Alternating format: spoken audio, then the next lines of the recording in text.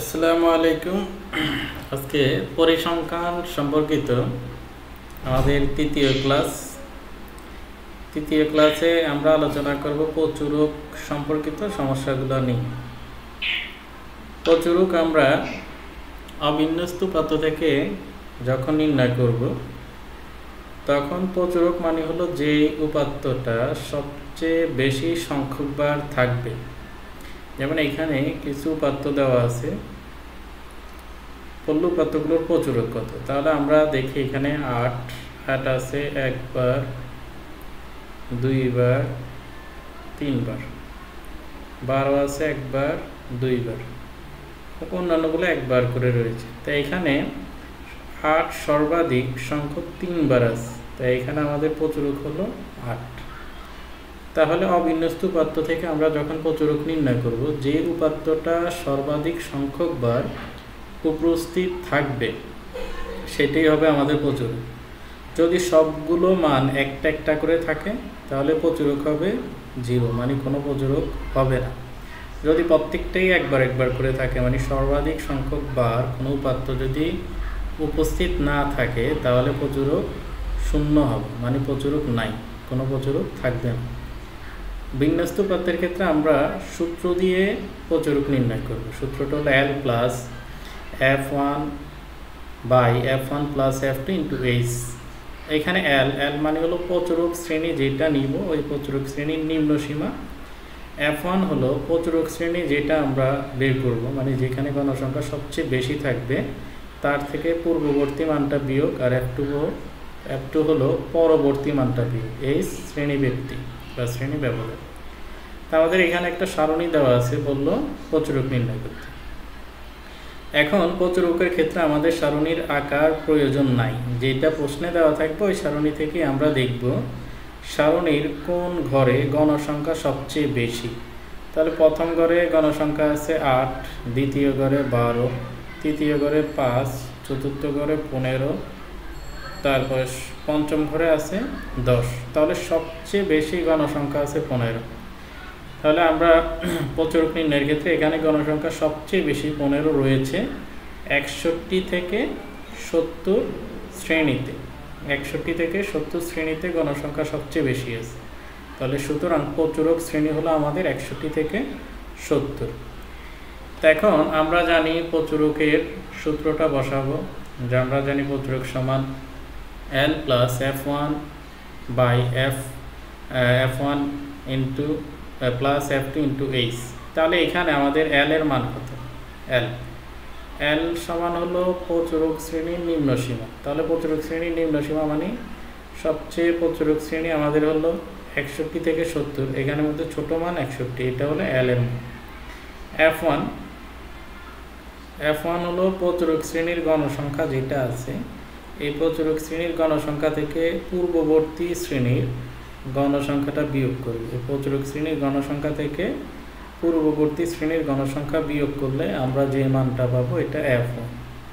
তাহলে F2 কত হবে? F2 হবে প্রচুরক শ্রেণীর গণসংখ্যা থেকে পরবর্তী শ্রেণীর গণসংখ্যা বিয়োগ, পরবর্তী শ্রেণীর গণসংখ্যা বিয়োগ। তাহলে পরবর্তী শ্রেণীটার গণসংখ্যা হলো 10, বিয়োগ করলে আমরা পাচ্ছি 5। আর এখানে শ্রেণী ব্যক্তিটা কত? 10। 31 থেকে 40, আমরা 31 সহ 40 পর্যন্ত গুনলে 10 পাই। তার সূত্রের মধ্যে আমরা মানগুলো বসিয়ে দিব। L এর মান 61 plus F1 10 plus F2 5 into H এর মান 10। তাহলে নিচের দুইটা যোগ, উপরে এই যে 10 আর এই 10 দোনোটা গুণ করলে 100, আর নিচের দুইটা যোগ করলে 15 দিয়ে 100কে ভাগ করলে হয় 6.67, দোনোটা যোগ করে দিলে 67.67। এটাই হলো আমাদের প্রচুরক।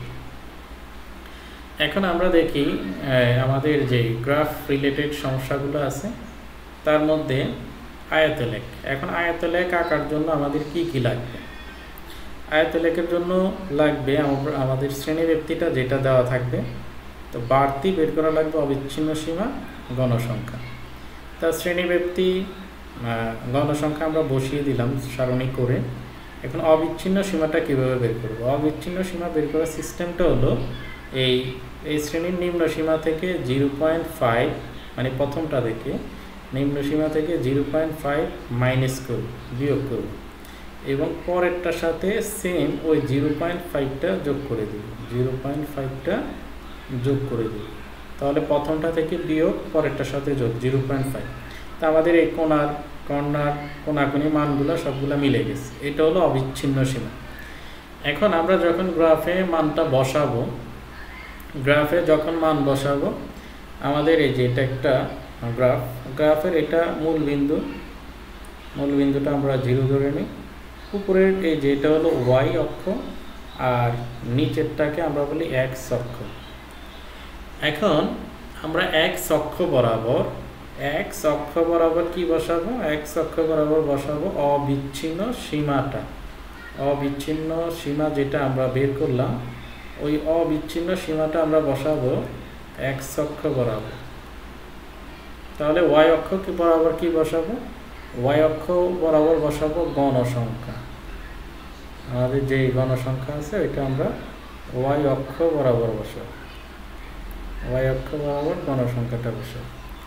তাহলে x অক্ষ বরাবর আমরা যে অবিচ্ছিন্ন সীমাটা বসাবো, তার মধ্যে আমরা কোন মানগুলো বসাবো? x অক্ষ বরাবর বসাবো আমরা এই যে এখানে 30.5 থেকে শুরু করে 40.5, 50.5, 60.5, 80.5 এই মানগুলো আমরা x অক্ষ বরাবর বসাবো। অর্থাৎ তোমাদের গ্রাফে যে লাল দাগগুলো থাকে, সোজা সোজা লাল দাগ, ওই লাল দাগ বরাবর, ধরো এইটা একটা লাল দাগ আছে, এদিকে ছোট ছোট 5টা দাগ থাকে। তা আমরা তো প্রথমটা 0, পরে লাল দাগ বরাবর আমরা যাতে একবারে লাল দাগটা সোজা হয় একটু বাঁকা করে বসাতে পারো, একটু বাঁকা করে এভাবে, যাতে ওই লাল দাগটা সোজা হয় 30.5। একইভাবে আমরা পরের লাল দাগ সোজা বসাবো 40.5, তারপরে 50.5, তারপরে 60.5, তারপরে 70.5, তারপরে আমাদের আছে 80.5। এই মানগুলো বসালাম, আমাদের সর্বোচ্চটা পর্যন্ত চলে আসে। এখন y অক্ষ বরাবর গণসংখ্যা। তাহলে গণসংখ্যা আমরা এই যে প্রথম যে লাল দাগটা 0টার পরে ওইটা সোজা বসাবো 5, তারপরেরটায় 10, তারপরেরটায় 15, তারপরে 20। তা আমাদের এখানে আমরা দেখব সর্বোচ্চ গণসংখ্যা কত। সর্বোচ্চ আছে 15, আমরা 20 পর্যন্ত গেলেই হবে, 15 পর্যন্ত গেলেও হবে। তা আমরা প্রথম ঘরে দেখি, প্রথম ঘরে গণসংখ্যা আছে 8। প্রথম 30.5 থেকে আমরা 8 ঘর উঠবো। এই যে 5, 6, 7, 8, এই 8 ঘর পর্যন্ত উঠে ছোট ছোট ঘরগুলো গণবো। এটাকে আমরা বক্স করে দিই, বক্স করে এটা একটু কালার করে দিতে পারি। আর আমরা এই 0 থেকে 30.5 পর্যন্ত যে ঘরটা আছে এটাকে এভাবে ভাঙা দিয়ে দিই। তারপরে আমরা এখন 40.5 থেকে উঠবো কত? 12। আমাদের 10, 11, 12 ধরো এইখানে। তাহলে আমরা এটাকে একটা বক্স করে দিব, বক্স করে দিলাম। এটাকে একটু আমরা কালার করে দিতে পারি ঘরটা। তারপরে আমরা 5 ঘর উঠবো কত? 50.5 থেকে 5 ঘর উঠে এটাকে আমরা বক্স করে দিলাম। তারপরে আবার 15 পর্যন্ত উঠবো, উঠে এইটাকে আমরা বক্স করে দিব। হ্যাঁ, তারপরে আবার 10, এই 10 পর্যন্ত উঠে আমরা এইটাকে বক্স করে দিই। তাহলে আমরা এই আয়তলেখ আমাদের অঙ্কন হয়ে গেছে। এখন আমাদের নিচে কিছু কথা লিখতে হবে, যে তোমরা সারণী তৈরি করে আয়তলেখ আঁকলা, এতটুকু পর্যন্ত আঁকলে 3 নাম্বার পাবা। এখন নিচের কথা যদি না লেখো 2 নাম্বার কাটা যাবে, 1 নাম্বার কাটা যাবে। তাই আমরা নিচের কথাটাও লিখে দিব, মানে আমরা x অক্ষ বরাবর কি বসালাম, y অক্ষ বরাবর কি। তাহলে আমরা এখানে কি লিখবো? ছক কাগজের নিচে, ছক কাগজের x অক্ষ বরাবর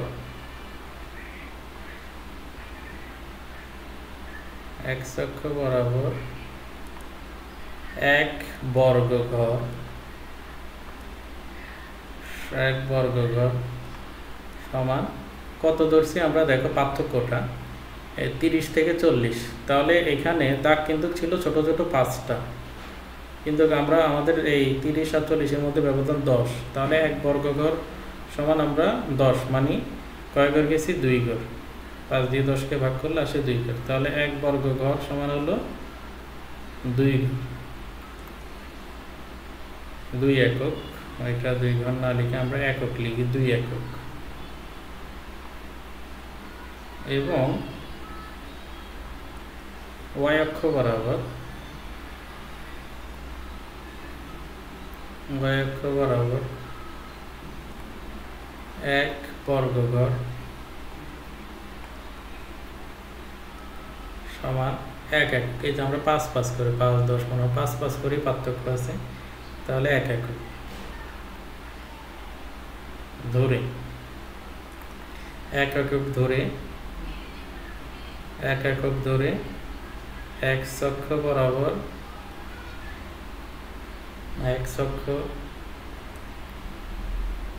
বরাবর অবিচ্ছিন্ন সীমা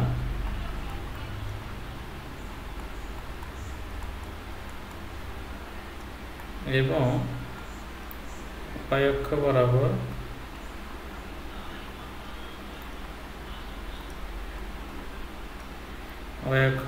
গণসংখ্যা বসিয়ে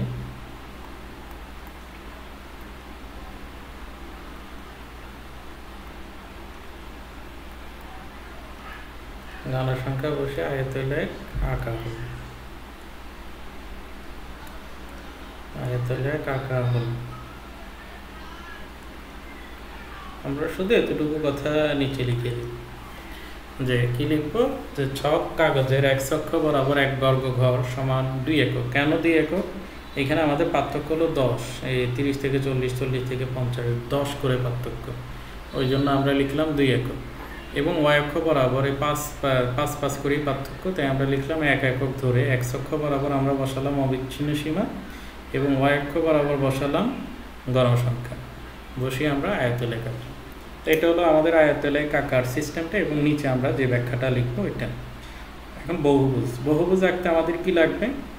শ্রেণীব্যাপ্তি, মধ্যমানটা আমাদের বাড়তি বের করে নিতে হবে, আর গণসংখ্যা।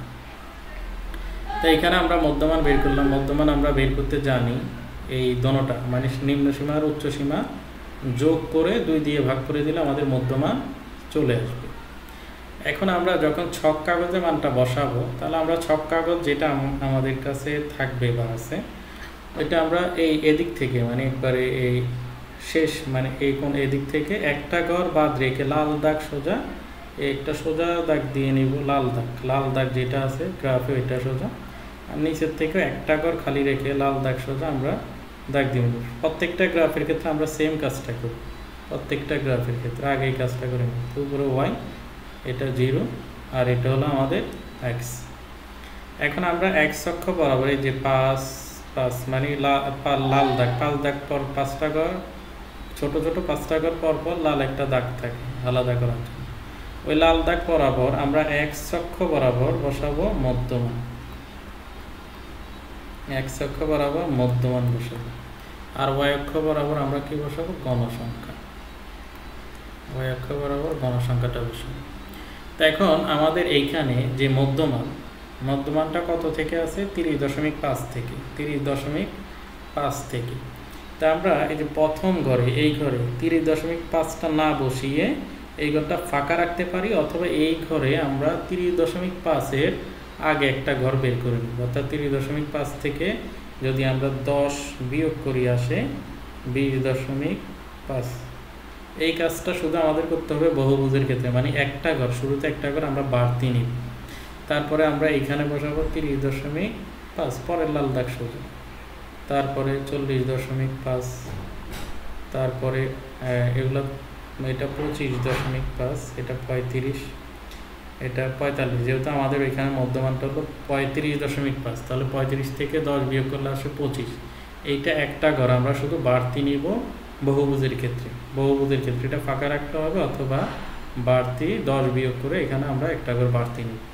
তা 35.5, 45.5, তারপরে আমাদের 55.5, এটা 55.5, 65.5 মধ্যমানগুলো, তারপর 75.5, তারপরে আর তো নাই, 75.5 পর্যন্তই আছে। হ্যাঁ, এখন প্রথম ঘরে আমরা উঠবো। এখন আমরা আগে গণসংখ্যাটা বসাই 5 করে y অক্ষ বরাবর। লাল দাগ সোজা 5, 10, 15, কত 20 বসালাম। এখন আমরা প্রথম ঘর থেকেই উঠবো না, দ্বিতীয় ঘর থেকে, যে 35.5 থেকে আমরা উপরের দিকে 8টা ঘর উঠবো। কোন ঘর থেকে? 35.5, এই ঘরটা থেকে আমরা উপরের দিকে 8 ঘর উঠবো। কত? এই যে 5, 6, 7, 8, 8 ঘর উঠে এখানে আমরা একটা বিন্দু দিয়ে দিব। তারপরে 45.5 এখানে আছে কত? 12। তাহলে আমরা এখান থেকে 12 ঘর উঠবো। এই 10, 11, 12 ধরে এখানে। তারপরের ঘরে আছে আমাদের কত? 5। তাহলে আমরা 5 ঘর উঠি। 55.5 থেকে এই যে 5 ঘর উঠে এখানে আমরা একটা বিন্দু দিয়ে দিই। তারপরে 15, মানে পরের ঘর থেকে আমরা উঠবো কত? 15 ঘর। 15টা উপরের দিকে উঠবো, যে 10 কত? এই 15 এখানে একটা বিন্দু। তারপরে 10-এর এখানে বিন্দু।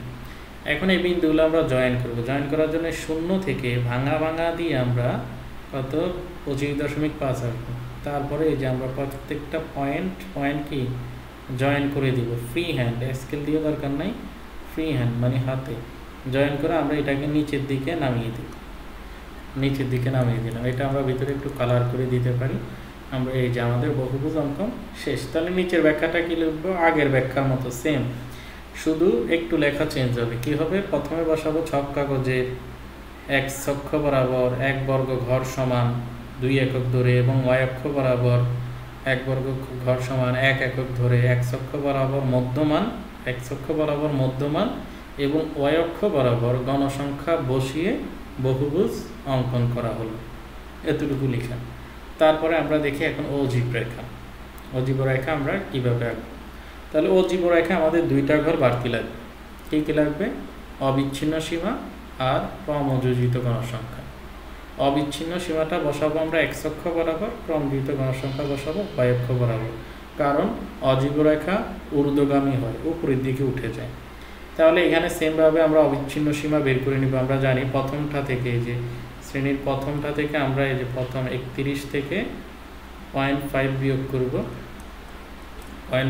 করব এবং 40-এর সাথে 0.5 যোগ করব, 0.5 যোগ করব। এইভাবে আমরা অবিচ্ছিন্ন সীমাটা বের করব। আর ক্রমযোজিত গণসংখ্যা আমরা জানি, ক্রমযোজিত গণসংখ্যা প্রথমটা বসে গেছে, 8-এর সাথে 12 যোগ করে 20, 20-এর সাথে 5 যোগ করে 25, 25-এর সাথে 15, আবার 40-এর সাথে 10 যোগ করে আমরা যেটা পাইছি এটা ক্রমযোজিত গণসংখ্যা। এখন এগুলো আমরা গ্রাফে বসাবো। গ্রাফে বসানোর জন্য আমরা গ্রাফটা আগে আঁকবো। আমাদের যেটা আছে সেমভাবে আমরা এই যে এদিক থেকে একটা ঘর বাকি রেখে সোজা লাল দাগের উপর দিয়ে একটা দাগ টেনে দিব পেন্সিল দিয়ে, আবার নিচের দিকে একটা ঘর বাকি রেখে সোজা একটা দাগ টেনে দিব নিচের দিকে। তাহলে এটা আমরা নাম দিব y, এটা 0, এটা x। এখন x অক্ষ বরাবর আমরা কি বসাবো? অবিচ্ছিন্ন সীমা। x অক্ষ বরাবর অবিচ্ছিন্ন সীমা। আর y অক্ষ বরাবর কি বসাবো? ক্রমযোজিত গণসংখ্যা। ক্রমযোজিত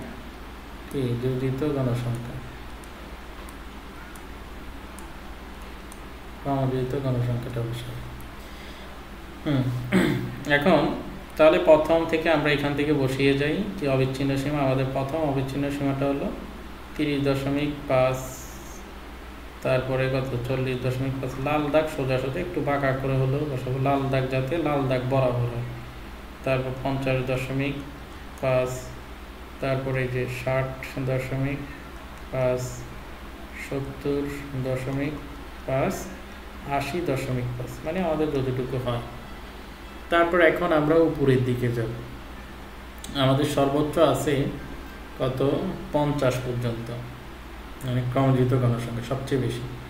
এখন আমরা যদি 5 করে ধরি, এই যে 5, 10, 15, 20, 25, 30 পর্যন্ত আসে, তাহলে কভার হচ্ছে না। তাই আমরা কি করব? এই যে 5 না ধরে এখানে ধরবো 10, এখানে 20, এখানে 30, এখানে 40, এখানে 50, তারপরে 60। কেন ধরলাম 10 করে? কারণ আমাদের 5 করে ধরলে 50 পর্যন্ত কভার হয় না। কত হয়? যে 5, 10, 15, 20, 25, 30 পর্যন্ত আসে। তাই আমরা 10 করে ধরে নিব, এক ওয়াই অক্ষ বরাবর মানটা 10 করে বসাবো। এখন আমরা এই যে প্রথম যেই 30.5 আছে, এইখানে কোনো এটা থেকে উপরের দিকে উঠবো না, এখানে বসাবো না। 40.5 থেকে আমরা উপরের দিকে উঠবো, দেখি কত আছে। 40.5 সোজা আছে 8, তাহলে আমরা 40.5 থেকে 8 ঘর উপরে উঠবো, তাহলে 8। এখন আমাদের এই ছোট বর্গঘর 1 ঘর যাওয়া মানে কিন্তু 2 ঘর যাওয়া, কারণ আমরা এখানে এই যে 2, 4, 6, 8, 10, এই যে 5-এর জায়গায় আমরা 10 বসালাম। 5 যেখানে, এখানে 10 বসালাম। তাই আমরা 1 ঘরকে 2 ঘর গুনব, তাহলে কত হবে? 2, 4, 6, এই যে 8, এই ঘরে 8, এটা আমরা ফোঁটা দিব। তারপরে আছে কত? 20, তাহলে 20 আমাদের সোজাই লেখা আছে, 20 যেই সোজা আছে এখানে আমরা ফোঁটা দিব। তারপরে আছে কত? 25, তাহলে 25, এই যে 20, 22, 24, এখন 24, 2 করে 22, 24, এখন উপরে উঠে গেলে হয়ে যায় 26, তাই 26 আর 24 এই দুইটার মাঝামাঝি জায়গাটায় আমরা ফোঁটা দিয়ে দিই, মাঝামাঝি জায়গা। তারপরে আমাদের আছে 40, এখানে 40 বরাবর আছে, তাহলে 40 পর্যন্ত আমরা উঠে যাই, এখানে একটা ফোঁটা দিই। তারপরে 50 পরের ঘরে আমরা 50-এর এখানে ফোঁটা দিই। এখন আমাদের বিন্দুগুলো দেওয়া হয়ে গেছে, তাই আমরা কি করব? এই যে 0 থেকে ভাঙা দিয়ে 30.5 পর্যন্ত আসবো, এসে এখন আমরা এই পয়েন্টগুলো, আমরা যে বিন্দুগুলো দিচ্ছি এগুলো যোগ করে দিব। ফ্রি হ্যান্ড যোগ করে দিব একবারে। এটা এই যে দেখো উপরের দিকে উঠে গেছে, ফ্রি হ্যান্ড যোগ করে দিব। এটাই হলো আমাদের অজীব রেখা। এখন নিচে ব্যাখ্যা কি লিখব? সেম আগের মতো, ছক কাগজের x অক্ষ বরাবর 1 বর্গঘর সমান 2 একক, y অক্ষ বরাবর 1 বর্গঘর সমান এখন 2 একক। কারণ আমরা 10, আগে 5 করে ধরছি, এখন 10, তাই 2 একক। 10 করে ধরলে 2 একক, 5 করে ধরলে 1 একক। মানে পার্থক্য যদি, এই যেমন 20 আর 10-এর মধ্যে পার্থক্য 10, এখানে 30 আর 40-এর মধ্যে পার্থক্য 10, তাই 2 একক, এখানেও 2 একক।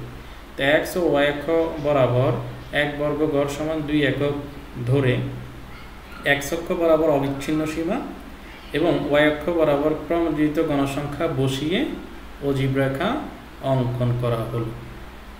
তাহলে আমাদের পরীক্ষায় এই লেখচিত্র, আয়তলেখ, বহুভুজ, অজীব রেখা এগুলো থাকবে সৃজনশীলের বা সিকিউ এর ঘতে মানে 3 নম্বরে। আর খতে থাকবে কি? খতে থাকবে ঘর অথবা মধ্য অথবা প্রচুরক। হ্যাঁ, প্রচুরক। এখানে 3টা আছে, এই 3টা থেকে 2টা কিন্তু কোশ্চেনে থাকবে, 3টা থেকে 2টা কোশ্চেনে থাকবে, কারণ আমাদের পরিসংখ্যান থেকে কোশ্চেন আসবে 2টা, একটা আনসার করতে হবে। তো এই 3টা থেকে 2টা কোশ্চেনে থাকবে খতে, হয়তো গড় মধ্যক, না হলে গড় প্রচুরক, না হলে মধ্যক প্রচুরক। 2টা সৃজনশীলে 2টা। আর ঘতে এই ঘত এখানে আমাদের 3টা আছে, আয়তলেখ, অজীব রেখা, বহুভুজ, এই 3টা থেকে 2টা থাকে। তাই আমাদের 8 নাম্বার কনফার্ম। আর কয়ের আরও কিছু এমনি আমরা শুরুতে যেই ছোটো ছোটো অবিন্যস্ত উপাত্ত থেকে গড়, মধ্যক, প্রচুরক ওগুলো কতে আসে, সৃজনশীলের কতে আসে, যেগুলো আমরা ওই অবিন্যস্ত উপাত্ত থেকে গড়, মধ্যক, প্রচুরক নির্ণয় করি। আরও কিছু বাড়তি কয়ের জন্য করতে হবে, এগুলো আমরা পরবর্তী ক্লাসে আলোচনা করব, এবং কয়েকটা সৃজনশীল নিয়ে আমরা আলোচনা করব পরবর্তী ক্লাসে। আজ এ পর্যন্তই। আল্লাহ হাফেজ।